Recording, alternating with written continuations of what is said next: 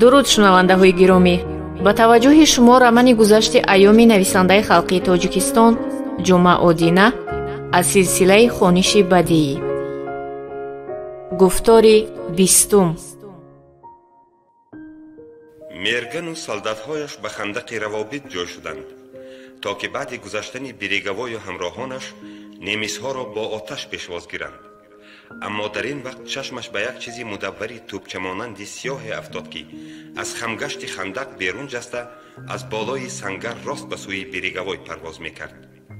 мерган дар як он фаҳмид ки ин гранатаи мудофиавии бедастаки немисист. дар баробари идрок кардани ин бо тамоми қувва арроз зад: лажиз! аммо дер шуда буд. граната дар пеши пои биреговой таркид. солдатҳое ки аз пасаш медавиданд низ ҳамроҳи ӯ ба замин афтоданд ва дигар барнахостанд. мерган аз бағалаш гранатаи зиреҳшиканро бароварда ба пеши пояш монд ва аз болои сангари хандақи равобит ба хамгашти хандақи асосӣ чашм духта ба солдате ки дар паҳлӯяш меистод кафи дасташро дароз кард. солдат ба кафи дасташ як лимонка гузошта ба гӯшаш пичироз зад: запалаш мондагӣ. мерган бо аломати фаҳмидам сар ҷунбонд. вай худи лимонкаро дар дасти росташ дошта ва ҳалқаашро бо дандонҳои курсияш газида ҳанӯз ҳам аз хамгашти хандақ чашм наканда меистод. чанд сонияе гузашт. баъд тоз кӯлоҳе як намоён шуду боз нопадид гашт. боз чанд сонияе гузашт. соҳиби тоз кӯлоҳ чорқат шуда ба аз хамгашти муқобил чашм наканда нуг нуги по якчанд қадам ба пеш монд.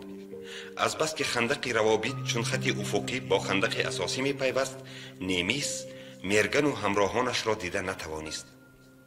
немис боз ду қадам ба пеш монда қоматашро рост кард, аммо ҳоло ҳам чашмонашро аз хамгашти муқобил намеканд. дар ин дам аз хамгашт боз 3 нафар немис баромаданд. немиси пешоҳанг барои эҳтиёт ба хамгашти хандақ як гранатаи дастадароз партофту аз паси он худашро низ ба пеш ҳаво дод. ҳамроҳонаш низ ба ӯ пайравӣ карданд. онҳо ҳанӯз 10-15 қадам намонда буданд ки касе дар таги дасташ бо изтироб пичироз зад: пардо! пардо!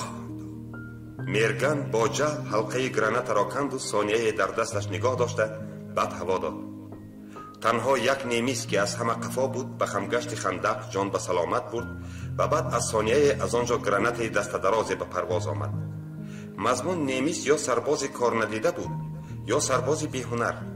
дастаи чӯбини сафеди граната хеле баланд парвоз мекард ва дар ҳаво дар атрофи тири худ чарх мезад. ҳама баробар гранатаро бидиданд ва ба таги хандақ диккак нишастанд. гранатаи немис ҳанӯз ба хандақи равобит нарасида дар ҳаво таркид. чанд порааш ба даруни хандақ афтод, аммо ба ҳеҷ кас осиб расонда натавонист. агар боз дар таги дастам ғурғур кунӣ, чунон ба даҳонат мезанам ки ягонта дандонат намонад, фашшо зад мерган бо қирраи чашм ба китфи чап назар афканда. старшина Сабуров хиҷолатмандона сар ба зер афканд. аз афти кор хатои худро фаҳмид.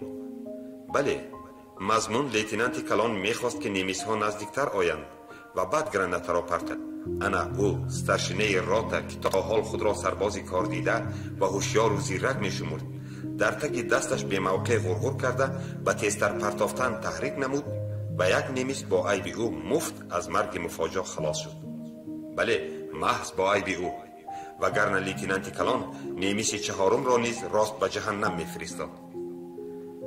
мерган қоматашро рост карда вале каллаашро аз хандақ набароварда гранатаи зиреҳшиканро бо тамоми қувва ба сӯи хамгашти хандақ ҳаво дод. граната ба сангари хандақ бархӯрда таркид. маълум буд ки ба немисҳо осебе расонда натавонист. фақат хоки сангарро ба чортараф пош дод. мерган бо ҷаҳл туф карда дашном дод.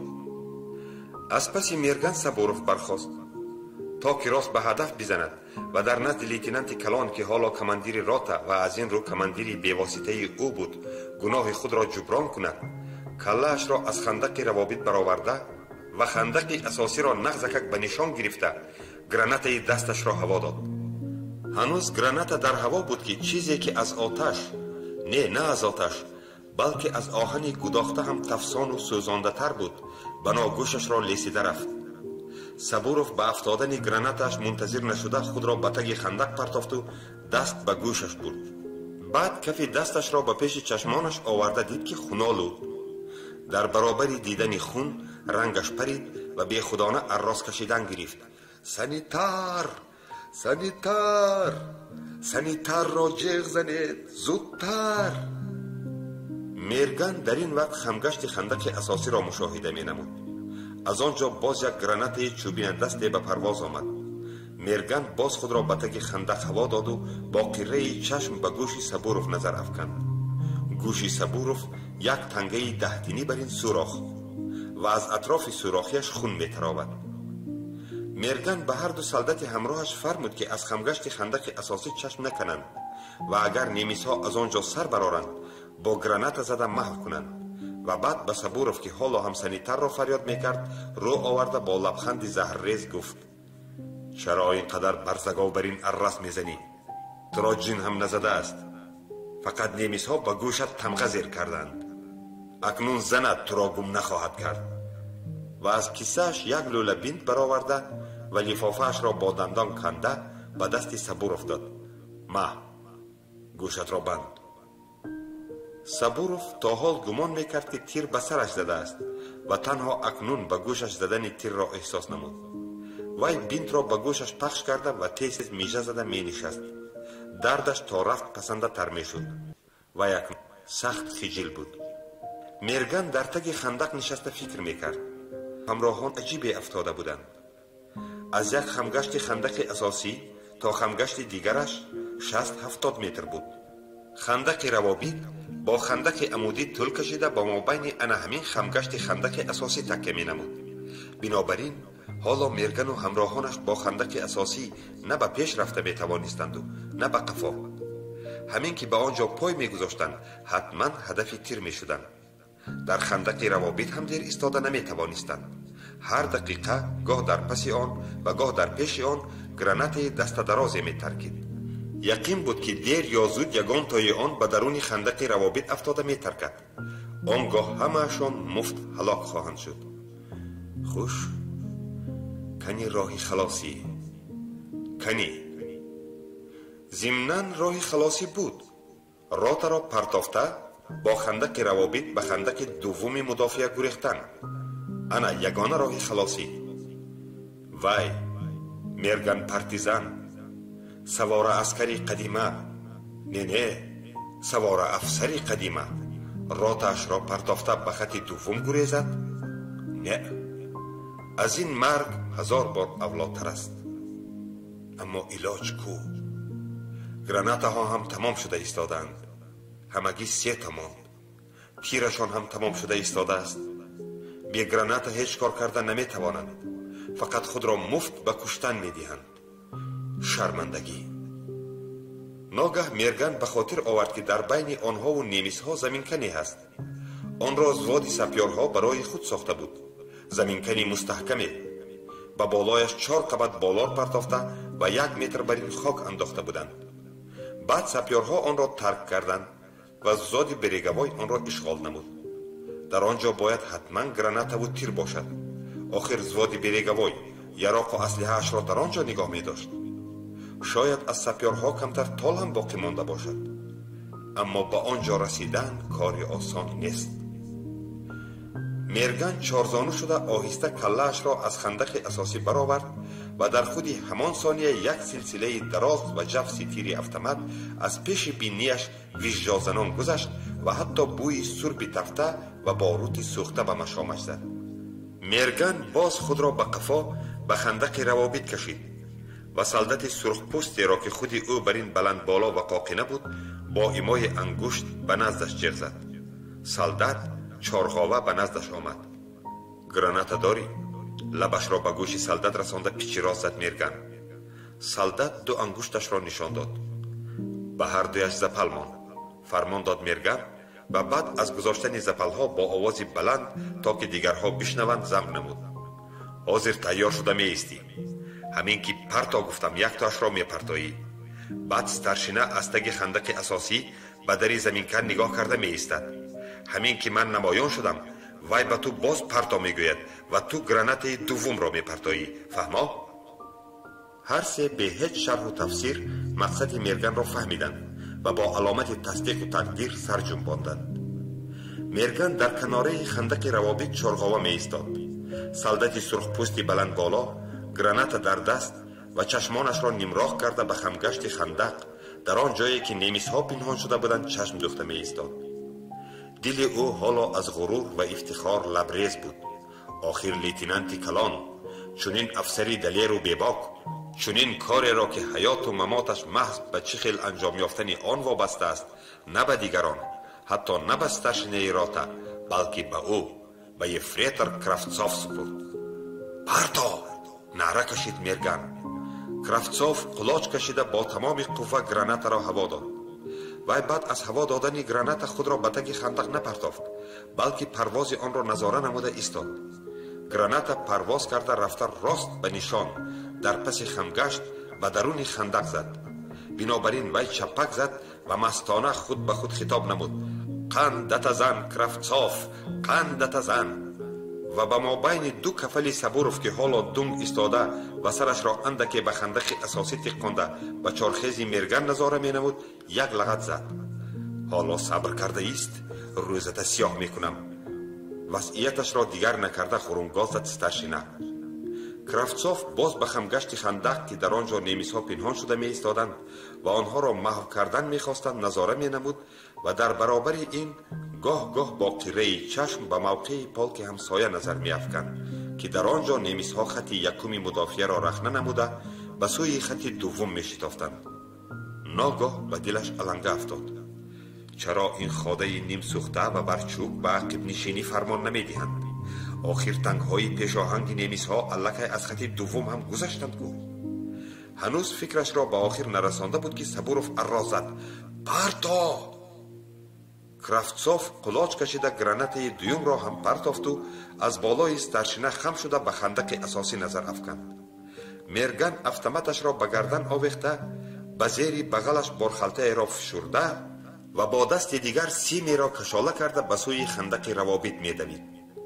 Сабуров худро ба қафо кашид ва ҳамин ки Мерган ба ҷои ӯ гузашт, пулемёти қадқади хандақи асосӣ оташ фишондан гирифт. тирҳо виж-виж кунон аз назди хандақи равобит мегузаштанд. Мерган ҳаккозанон нафас мегирифт, гӯё масофаи байни хандақи равобиту заминкан на 15-20 метр, балки 15-20 километр бошад. вай сонияе ба девори хандақ такя карда истоду баъд амр дод: «Кравцов бо ман мемонад. дигарҳо 15-20 қадам дуртар рафта аз паси душман назора мекунанд, то ки онҳо аз хандақ баромада аз паҳлӯ ҳуҷум накунанд. зуд бошед!» баъд худаш бо шикам ба таги хандақ хобида ва андаке калаашро бароварда хандақи асосиро назора кардан гирифт. баъд аз дақиқае аз хамгашти хандақи асосӣ немисе баромад. немис ҳаросида 2-3 қадам монд. баъд ҷои пайвастшавии хандақи равобит ба хандақи асосиро ба нишон гирифта як силсила тир андохт.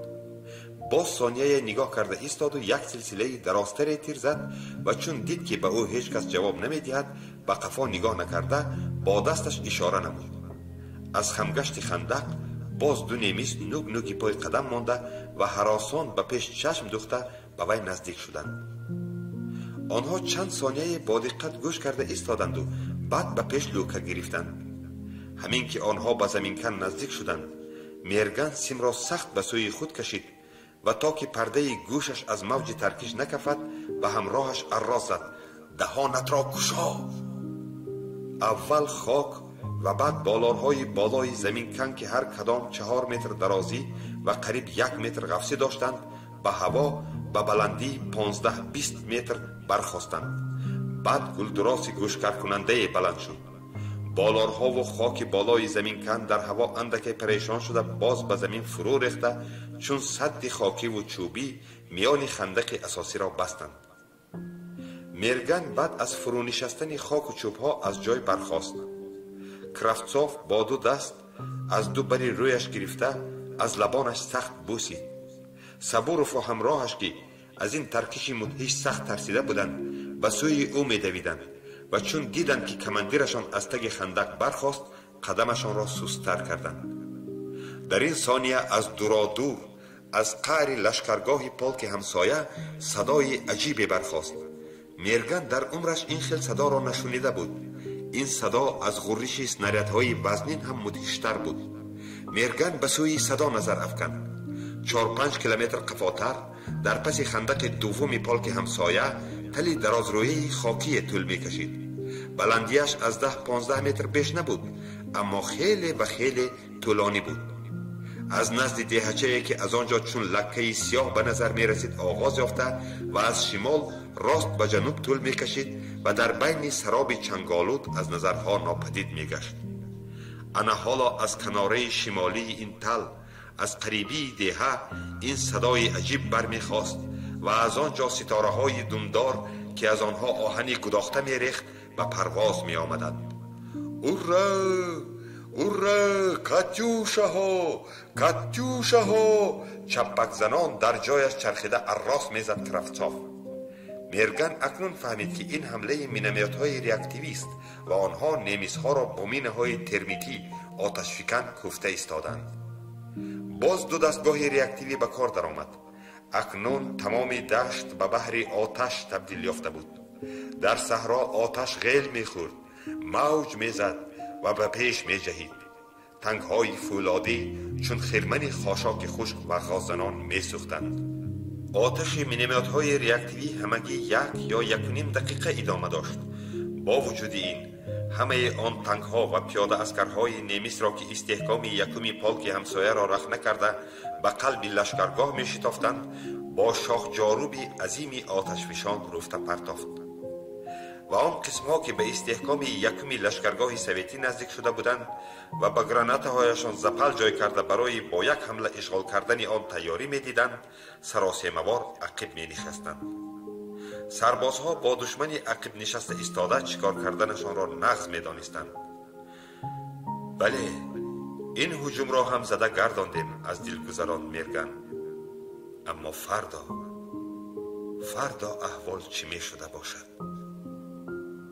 مقتولان را غنداشته به درون خندق لانه پولمیات چون بالارها بالای هم می چیدند. برای گرکاوی نه حوصله بود و نه وقت. جراحت مجروحان را می بستند.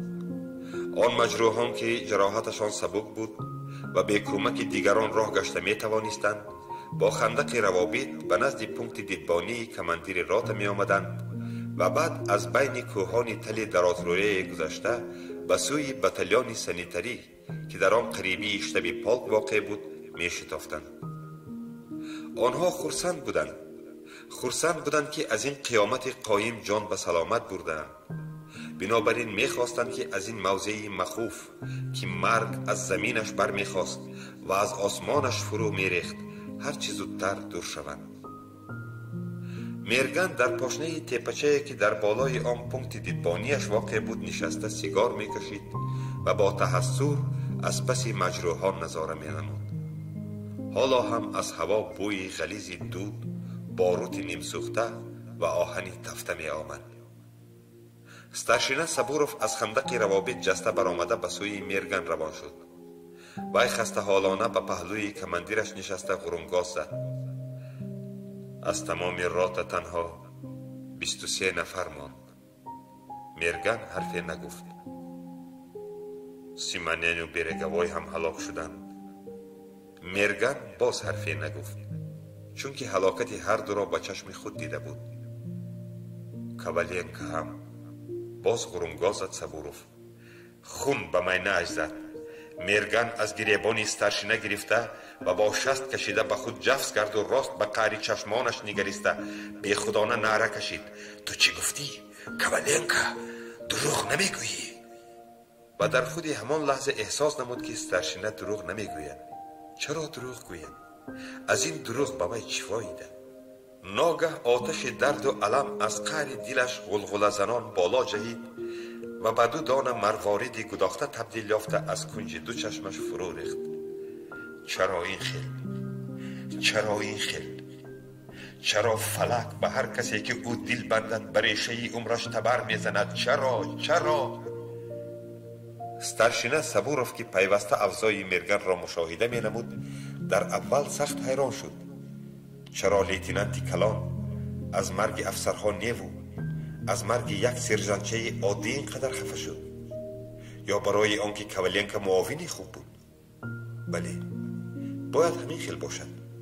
از این معلوم می شود که این خاده دراز نیم سوخته نه تنها سربازی خوب، این چنین مردی عادل است. ستارشینا هنوز فکرش را به آخر نرسانده بود که میرگن از جایش جسته خست و با زبانی صاف و صریح روسی با عنوان فلک و کردگار آن یک دشنام دامندار آب نرسیده فرستاد. خودی صبوروف هم در این نوع هنر از بچگی دستی و مهارتی داشت و در 3 سال ستارشینگی این مهارت خود را بسی تکمیل و صیقل داده بود. با وجود این انگشت حیرت به دندان بود. اوه پدر قصور، از ما روزها هم گذرانده؟ از دل گذراند صبوروف و با 2-3 جهش خود را به میرگن رساند که حالا کلان کلان قدم مانده به سوی خندق اساسی می رفت. کاولینکا در کجا؟ بعد از آنکه 30-40 قدم راه پیمودند به همراهش نگاه نکرده پرسید میرگن. تا قریبی در قنات چپی زواد، او انا در آنجا در قریبی تانکی شکسته بود. آنها از بالای خندق اساسی گذشته و باز 60-70 متر راه پیموده به تانکی شکسته نزدیک شدند. به تانک 7-8 قدم نرسیده مقتولی که بالایش را با پلش پلاتک پوشانده بودند و تنها پاشنه موزهش نموده می ایستاد می خوابید. میرگن پلش پلاتک را از بالایش گرفته به نزدش 4 زانو زد. بعد مقتول را به پهلو و تخت پشت گردانده بدنش را معاینه نمود. یگان جایی کاولینکا خراش نخورده بود. فقط از 2 گوش و 2 پاچک بینی خون برآمده در بناگوش و رخساره ها و به گرد دهانش شخ شده بود. چشمانش گشادگی بود و به 2 پاره شیشه سبز شفاف شباهتی داشت.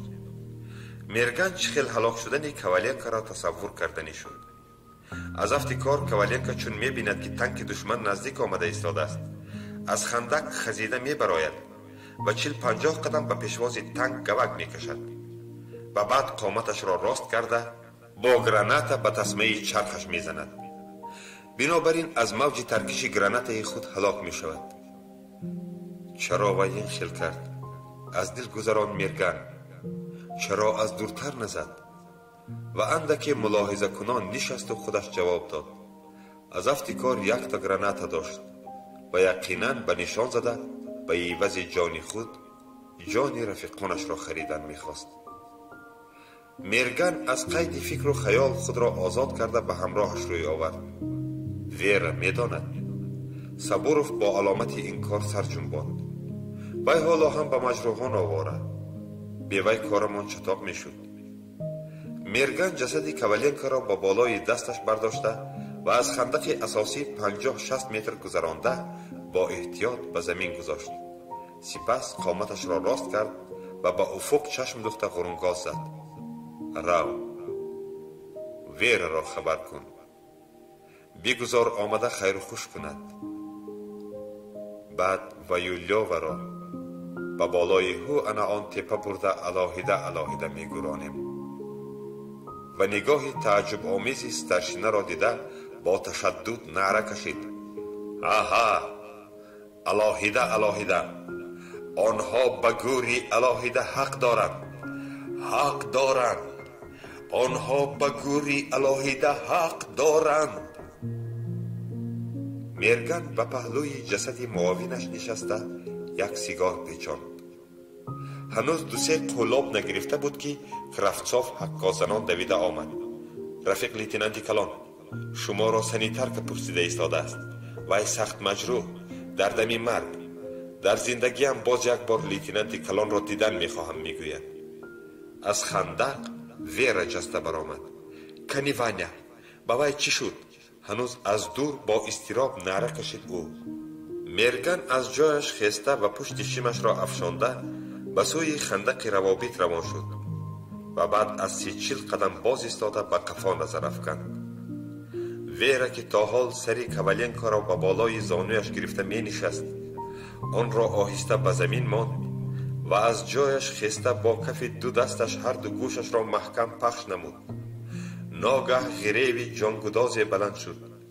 این غریو به الاس ماده گرگ تیر خورده خیلی شباهت داشت. ویرا دقیقه همین خیل ایستاد و بعد به پیش تاختن گرفت. وای با صحرای ناپیدا کنار به پیش می دوید. پیش پای می خورد، می افتاد، بر می خواست و باز به پیش می تاخت. چون گرگی تیر خورده پیوست الله زنان می تاخت. میرگن تا دمی که ویرا از بین کوهان تلی درازرویه گذشته در قریبی های موقع توپچیان از نظر غایب شد نظاره کرده ایستاد و بعد یک آه چقور کشید و به سوی خندق روابط روان شد. ساسنوفسکا در بالای شینلش میخوابید. کسی از میان پایانش را با پلش پلاتک پوشانده و گلویش را با داکه پیچانده بود. یک جای داکه تنگه بر این سرخ بود. خون از تگ داکه زهیده به گردنش به درون گیمناستیارکش میریخت. چشمانش را پوشانده خیرازنان نفس میگرفت. میرگن به پهلویش نشسته نبضش را به دست گرفت. ساسنوفسکا چشمانش را کشاده به او یک نظر افکند و باز پوشاند و با انگشت سبسفید بیخون و لرزان دست راستش کیسه سری سینه اش را پلماسیده یافت و از آن یک صورت را برآورده به پیش چشمانش آورد. من بسیار می ترسیدم که تو را ندیده می مرم، گفت خیر کنان ساسنوفسکا و یک لکه خون تف کرد. میرگن از کیسه اش یک لوله بیند برآورد و لفافه اش را کنده خونی لبان سنیترک را پاک کرد. ساسنوفسکا بعد از دقیقه باز به گپ در آمد. من و ساشا خیش و تباره نداریم. ساشا در اولهای جنگ هلاک شد. من انتقام گرفتن میخواستم و ندیدی. این هم نشد. باز سلفهش گرفت. خیلی وقت سلفید. بعد 3-4 بار خون تف کرده سخنش را ادامه داد. اکنون میراث خوری من فقط تو. در سمکه‌ام یک قمقمه سپیرت. میخواستم که با افسرهای رات غلبه را قید کنم. انا این هم نشد. تو چی ها گفته ایستاده ای؟ تو حالا صحت میشوی. بعد با آن سپیرت باز به نزد ما برگشتنت را قید میکنیم. تسلی میداد میرگن، گرچنده نغز میدانست که از عمر سنیترک دقیقه هایی به شمار مانده است. میرگن مدهوشانه دست چپ سنیترک را سیله کرده می نشست. تو مرد میدانی میرگن. ناگاه با آوازی برا و واضح خطاب نبود سنیترک باز چشمانش را کشاده. بنابراین از دیگران نه، از تو التماس میکنم. التماس نه، تولا میکنم. برای ما انتقام بگیر. زن این پلیدها را کش. 7 تا برای من و 3 تا برای ساشا. فراموش نکن میرگن. 7 تا برای من و 3 تا برای ساشا. و بعد از این سرش شلیقی کرده به کتف چپش افتاد.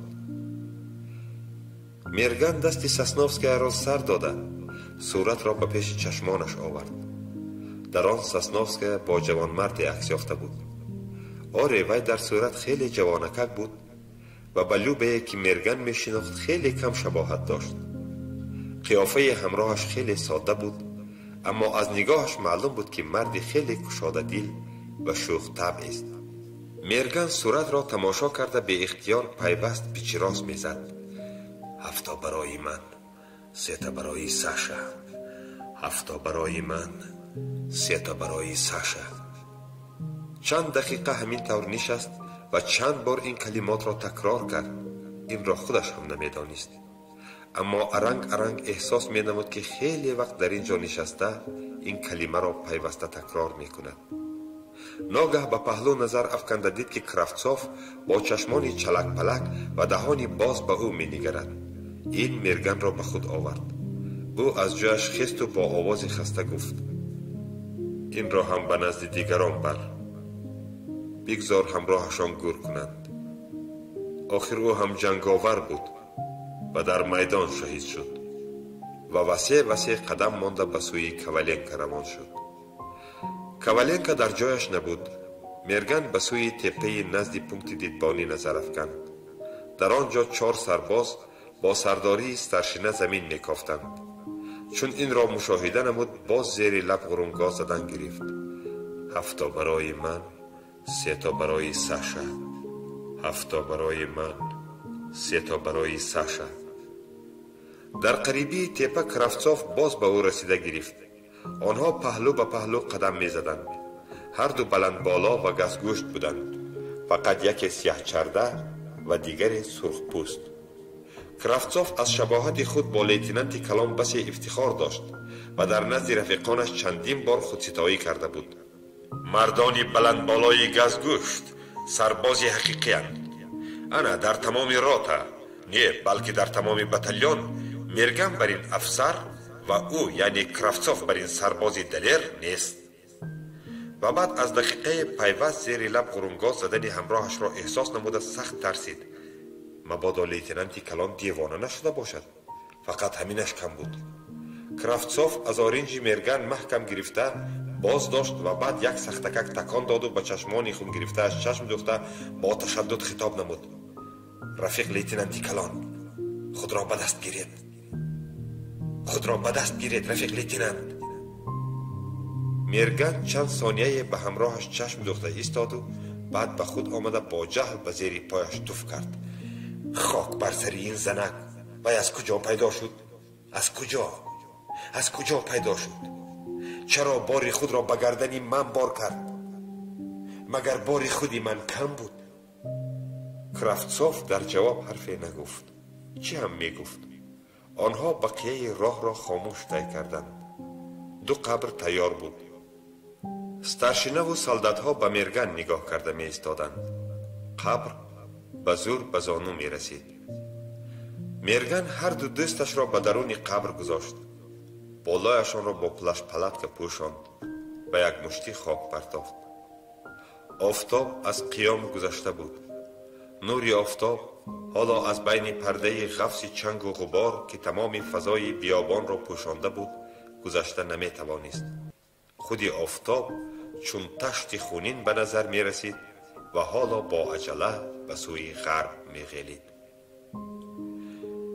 تو خیلی مانده شدگی بر این، گفت لیتنانت برچوک بعد از آنی که میرگن وضعیت راتا را عرض نمود. بس ستارشینه سبوروف گوی که باقی مانده راتا را نامعلوم به خط دوم گذراند. خودت در همین قریبی دم گیر و من باز لازم می شوی. احوال چطاق برید؟ در قنات چپی بتالیون کسی نیست. آنها کی و به کجا رفتند این را کسی نمی داند. در قنات راستی ما یک بتالیون خودمون بود. از آن 12 سرباز و 2 افسر ماندند. با همین طریق در این گرد و اطراف بغیر از خودمان کسی دیگر نبودگی برین. با شتابی پالک خبر دادی؟ پرسید میرگن که از این اخبار به دلش آتش افتاده بود. 2 بار قاصد فرستادم. می بایست کیها گشته می آمدند، اما حالا هم از آنها درکی نیست. میرگن دیگر حرفی نگفته از زمین کم برآمد و در نزدیکی در ستارشینه سبوروف را دیده با او فرمان برچوک را تکرار نمود. 2 هجوم نیمیس ها، ترس و اضطراب و مرگ سرباز و دوستانش او را سخت خسته کرده بود. وی به گرد و اطراف یک چشم دواند و چون دید که تخمینا 100 قدم دورتر یک غرم خسبیده پارساله خوابیده است به سویش روان شد. میرگن خسبیده را پهن کرده و به بالای شینلش را پرتافته دراز کشید.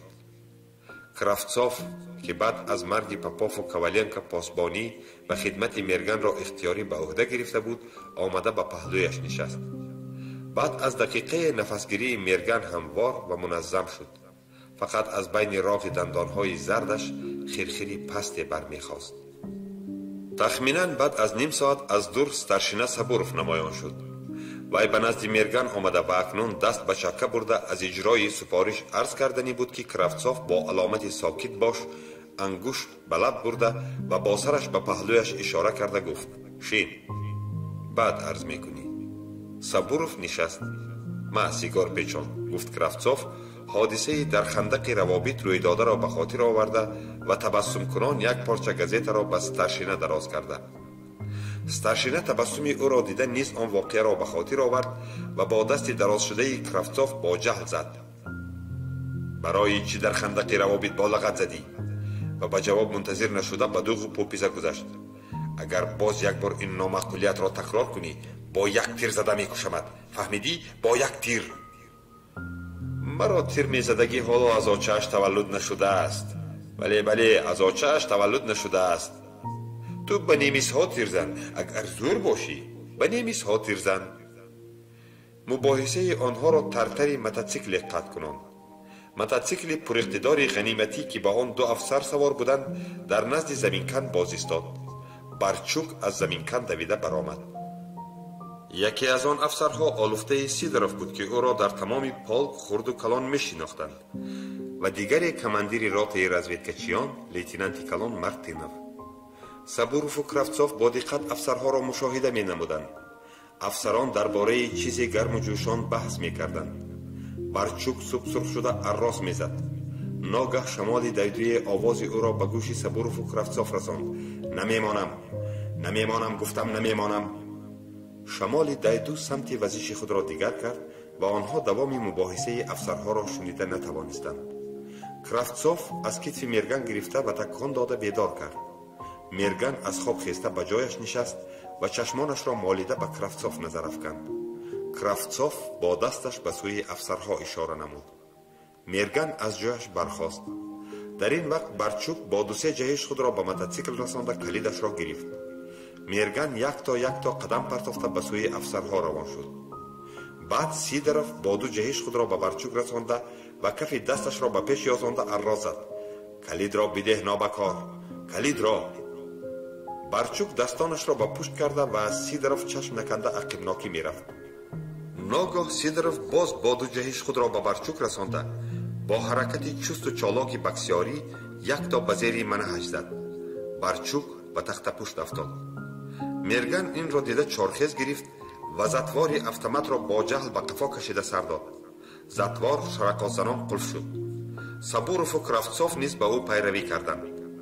سیدروف خود را به بالای برچوک پرتافته کلید را از دستش کشیده گرفتن میخواست.